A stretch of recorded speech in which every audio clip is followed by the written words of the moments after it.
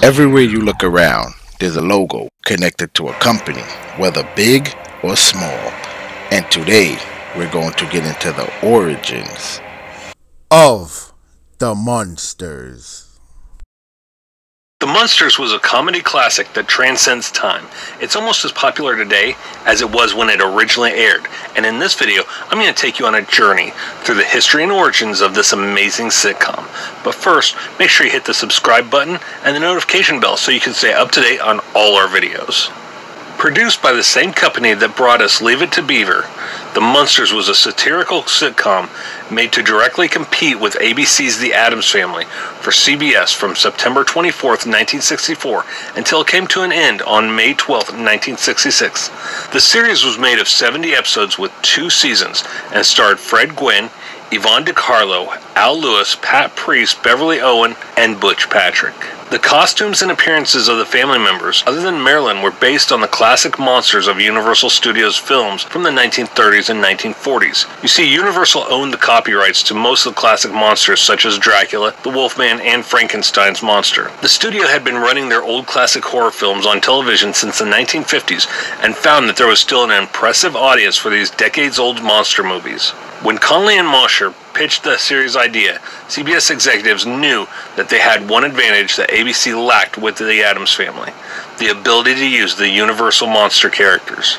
In the series pilot, Lily was actually Phoebe and looked nearly identical to Morticia Addams. Phoebe was portrayed by Joan Marshall. Because of the similarities, CBS worried that Phoebe was too similar to Morticia, and so they recast her, while also changing her appearance and name. The new Mrs. Munster was now Lily, played by Yvonne DiCarlo. When Yvonne DiCarlo was cast to replace Joan Marshall, tensions ran hot on the set as Fred and Al were worried that due to Yvonne being a serious film actress, her acting style wouldn't fit well with theirs. However, as time has shown, they were dead wrong.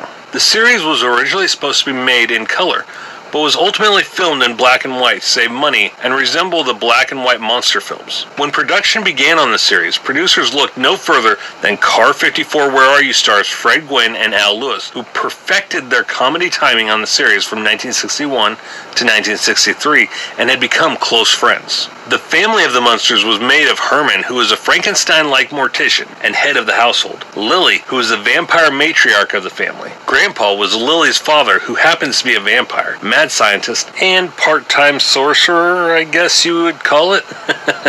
There's also Eddie, who's Lily and Herman's half-vampire, half-werewolf son. Then we have Marilyn, who's the Munsters' niece, being the daughter of Lily's sister and only normal member of the Munsters clan. Grandpa Munster's full name was actually Vladimir Dracula, Count of Transylvania, and is said to be 378 years old, and having been married 167 times, and even though his wives are all dead, he still keeps in touch with them. In the series, the Munsters live at 1313 Mockingbird Lane in the city of Mockingbird Heights, a fictional suburb in California. The running gag of the series is that the family, while decidedly odd, consider themselves fairly typical working-class people of the era. In series canon, Herman was created in 1815 by Dr. Victor Frankenstein and has a twin brother named Charlie.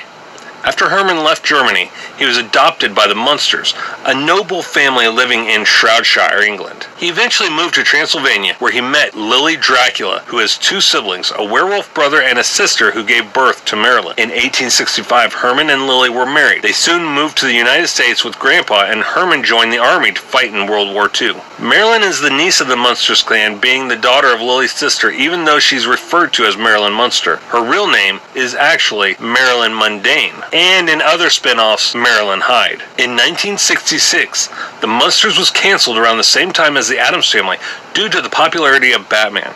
However, they did end on a high note with the made-for-TV movie Munster Go Home. In the film, the Munsters go to England to claim Munster Hall after the death of an old relative. The film starred the original black and white series cast, with the exception of Pat Priest, who was replaced by Universal Pictures by its teenage contract player Debbie Watson. Priest commented in the A&E biography documentary produced on the Munsters that she was devastated at the producer's decision not to include the then 29-year-old actress. The film gave the fans a chance to see the Munsters in color during their original 1960s era run for the first and only time. The film also featured the famous Dragula, souped-up dragster hot rod Munsters car, which is where Rob Zombie came up with the idea for his hit song of the same name. However, the car used in the Dragula music video was not in fact the Dragula, but instead the Munsters coach. As of 2012, this film has only been released on DVD in the USA. Over time, the Munsters found lasting success in reruns through syndication.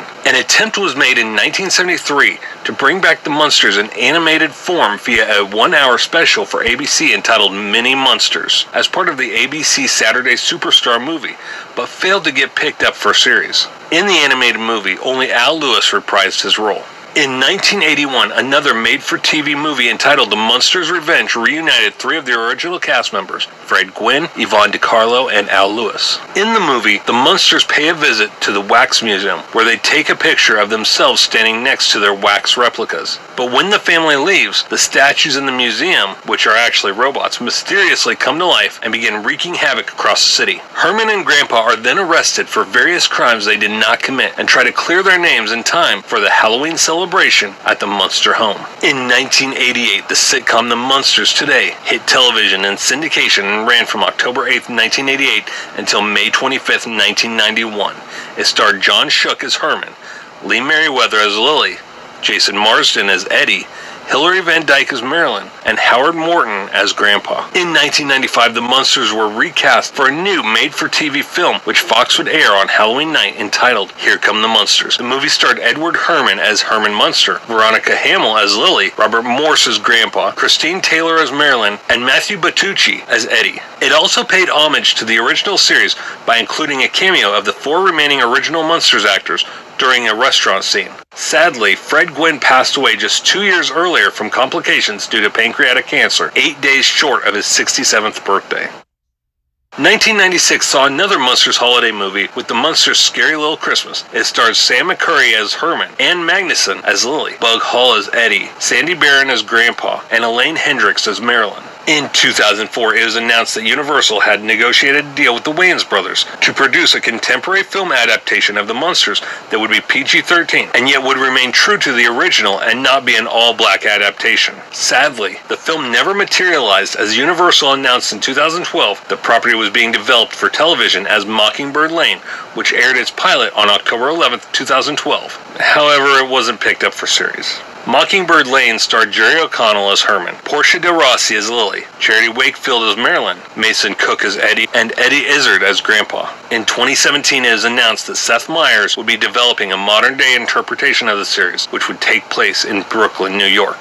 With the popularity of the Munsters, why have their later projects been so forgettable and not very well received? The fact is, unlike the Addams Family, the Munsters aren't just the characters but the actors as well. When it came to the Addams Family, each generation had their own specific Addams Family. But when it came to the Munsters, the actors were so beloved that no one else could fill their shoes. When we think of Herman and Grandpa, we picture Fred and Al. That's just the way it is. However, one person came incredibly close to filling Al Lewis's shoes in the Gremlins 2 The New Batch movie when Robert Prosky was cast as Grandpa Fred. As he looked and sounded so much like Al Lewis, it was mesmerizing. So this got me thinking, if we could have a Munster series today that was true to the original, who should we cast? For Herman, we would need someone who's got great comedic timing and isn't afraid to be silly and childish. We also need someone who's tall. Fred Gwynne was 6'5" at the time he played Herman Munster, so we need someone pretty close in height, so his platforms don't have to be huge. For this role, I chose Nathan Fillion. Standing in at 6'2", Fillion has proven his comedic and acting chops with roles in Castle, The Rookie, Firefly, and Robot Chicken. I think he'd be the perfect modern Herman. For the role of Lily, we need someone who won't look out of place in gothic dresses and makeup. We also need someone who can be loving, but also command a room and feels like a matriarch. She also needs to be attractive. For this role, I chose Modern Family's Julie Bowen.